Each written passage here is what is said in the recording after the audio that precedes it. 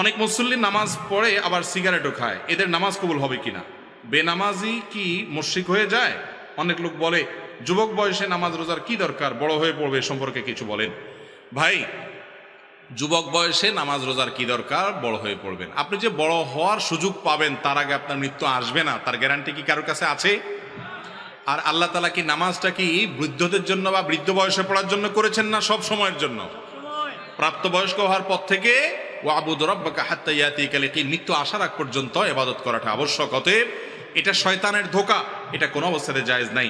নামাজ প্রাপ্তবয়স্ক হওয়ার পর থেকে ফরজ করা হয়েছে। আল্লাহ তাআলা আমাদের সবাইকে আমলের তৌফিক দান করুন। আর বেনামাজি এই ব্যক্তি কি অমুসলমান কিনা, এটা নিয়ে অনেক ওলামাদের মত হলো সে অমুসলমান হয়ে যায়। আমরা অনেকে এটা জানি না। অনেক ইমামদের মতে ইচ্ছাকৃত নামাজ ত্যাগ করলে সে মুসলমান থাকে না। নবী করিম সাল্লাল্লাহু আলাইহি সাল্লাম বলেছেন, বাইনার রাজুলি ওয়াশ শিরকি ওয়াল কুফরে তারকুস সালাহ।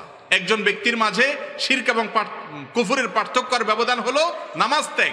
নামাজ ত্যাগ করলে ওমর রাদিয়াল্লাহু বলেছেন, লা হাজ্জা ফিল ইসলাম লিমান তারাকাস সালাহ, যে ব্যক্তি নামাজ ত্যাগ করে ইসলামে তার কোনো হিস্সা বা অংশ। চ্যানেলটি সাবস্ক্রাইব করে আপনিও আল্লাহর দ্বীন প্রচারে সাহায্য করতে পারেন।